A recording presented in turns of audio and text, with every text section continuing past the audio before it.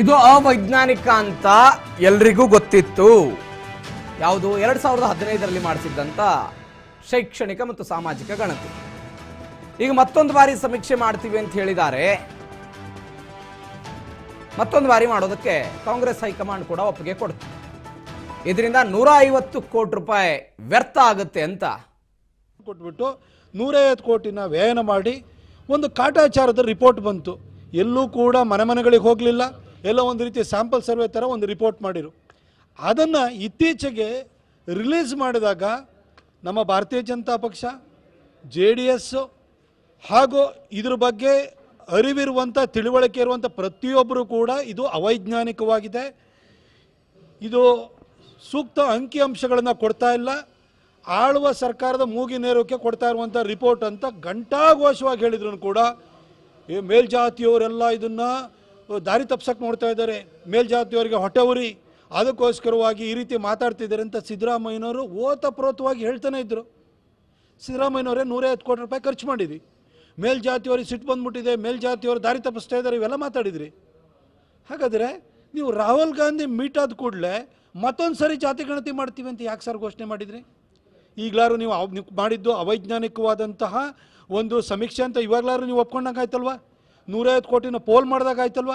ಈ ಮಧ್ಯದಲ್ಲಿ ಕೇಂದ್ರ ಸರ್ಕಾರ ಜನಗಣತಿ ಮತ್ತು ಅದ್ರ ಜೊತೆಗೆ ಜಾತಿ ಗಣತಿನೂ ಕೂಡ ಮಾಡ್ತೀವಿ ಅಂತ ಘೋಷಣೆ ಮಾಡಾಗಿದೆ. 2026ಕ್ಕೆ ಹೌಸ್ ಹೋಲ್ಡ್ ಸರ್ವೆ ಆಗುತ್ತೆ, 2027ಕ್ಕೆ ಜಾತಿ ಗಣತಿನೂ ಕೂಡ ಆಗುತ್ತೆ. ಅಂದರೆ ಸಾಮಾಜಿಕವಾಗಿ ಆರ್ಥಿಕವಾಗಿ ಯಾರು ಹಿಂದುಳಿದಿದ್ದಾರೆ ಅನ್ನೋದ್ರ ಬಗ್ಗೆನೂ ಸರ್ವೆ ಆಗುತ್ತೆ. ಅದಕ್ಕೆ ವೆಯ್ಟ್ ಮಾಡಿ. ಮತ್ತೊಂದು ಸರಿ ನೀವು ದಾರಿ ತಪ್ಪಿಸೋದಕ್ಕೆ ಈ ಜಾತಿ ಗಣತಿನ ಮಾಡ್ತೀವಿ ಅಂತೇಳಿ ಹೇಳಿ ಯಾಕೆ ನೀವು ಮುಂದಾಗಿದ್ದೀರಿ? 11 ಜನ ಕಾಲು ತುಳಿತಕ್ಕೆ ಸಿಕ್ಕಿ ಸತ್ತೋಗಿ ನಿಮ್ಮ ಸರ್ಕಾರದ ಅಸಮರ್ಥತೆಯ ಬಗ್ಗೆ, ನಿಮ್ಮ ಬೇಜವಾಬ್ದಾರಿತನದ ಬಗ್ಗೆ ರಾಜ್ಯಾದ್ಯಂತ ಆಕ್ರೋಶ ವ್ಯಕ್ತವಾದ ನಂತರ ಅದನ್ನು ಬೇರೆ ಕಡೆಗೆ ಡೈವರ್ಟ್ ಮಾಡಬೇಕು ಅಂತೇಳಿ ನೀವು ರಾಹುಲ್ ಗಾಂಧಿಯವ್ರನ್ನ ಭೇಟಿಯಾಗಿ ಇನ್ನೊಂದು ಸರಿ ಜಾತಿ ಗಣತಿ ಅಂತ ಹೇಳ್ತಾ ಇದ್ದೀರಿ. ಇದು ಮತ್ತೊಂದು ಸರಿ ಹಣವನ್ನು ಪೋಲ್ ಮಾಡುವಂಥ ಸ್ಕೀಮು ಮತ್ತು ಜನರ ಏನು ಅಟೆನ್ಷನ್ ಇದೆ ಅದನ್ನು ಬೇರೆ ಕಡೆಗೆ ಡೈವರ್ಟ್ ಮಾಡುವಂಥದ್ದು ಈ ಸರ್ಕಾರದ ವೈಫಲ್ಯಗಳನ್ನು ಮುಚ್ಚಿ ಹಾಕೊಳ್ಳೋದಕ್ಕೆ ಮಾಡ್ತಿರುವಂಥ ತಂತ್ರಗಾರಿಕೆ ಅನ್ನೋದು ಬಹಳ ಸ್ಪಷ್ಟವಾಗ್ತಾ ಇದೆ. 2000 ಕಾಂಗ್ರೆಸ್ ಮತ್ತು ಬಿಜೆಪಿ ನಾಯಕರ ನಡುವೆ ಇಂಥದ್ದೊಂದು ಜಟಾಪಟಿ ಶುರುವಾಗಿದೆ ಜಾತಿ ವಿಚಾರಕ್ಕೆ ಸಂಬಂಧಪಟ್ಟಂತೆ. ಅಂದ್ರೆ ಲೋಕಸಭಾ ಚುನಾವಣೆಯಲ್ಲಿ ಕಾಂಗ್ರೆಸ್ ಪ್ರಣಾಳಿಕೆಯಲ್ಲಿ ಏನಿತ್ತು? ನಾವು ಅಧಿಕಾರಕ್ಕೆ ಬಂದರೆ ದೇಶಾದ್ಯಂತ ಜಾತಿ ಗಣತಿ ಮಾಡ್ತೀವಿ ಅಂತ ಹೇಳಿದ್ರು. ಇಂಡಿಯಾ ಮೈತ್ರಿಕೂಟದಲ್ಲಿದ್ದಂತ ಬಿಹಾರದ ನಾಯಕ ಅವರು ಕೂಡ ನಾವು ಜಾತಿ ಗಣತಿ ಮಾಡಿಸ್ತೀವಿ ಅಂತ ಹೇಳಿ ಬಿಹಾರದಲ್ಲಿ ಜಾತಿ ಗಣತಿ ಮಾಡಿಸಿದ್ರು, ಅದು ವರ್ಕೌಟ್ ಆಗಲಿಲ್ಲ. ಈಗ ಬಿಜೆಪಿಯವರು ಹೇಳಿದ್ದಾರೆ ನಾವು ಜಾತಿ ಗಣತಿ ಮಾಡ್ತೇವೆ 2026ಕ್ಕೆ ಅಂತ. ಹೀಗಾಗಿ ನಮ್ಮನ್ನ ಇವರು ಕಾಪಿ ಮಾಡಿದ್ದಾರೆ ಅಂತ ಕಾಂಗ್ರೆಸ್ನವರು ಹೇಳ್ತಾ ಇರೋದು. ಬಿಜೆಪಿಯವರು ಹೇಳ್ತಿದ್ದಾರೆ ರೀ ನಾವು ಅವತ್ತೇ ಹೇಳಿದ್ವಿ ಇದು ಅವೈಜ್ಞಾನಿಕ, ಮನೆಗೆ ಬಂದು ಯಾರು ಜಾತಿ ಗಣತಿ ಮಾಡಿಲ್ಲ ಅಂತ.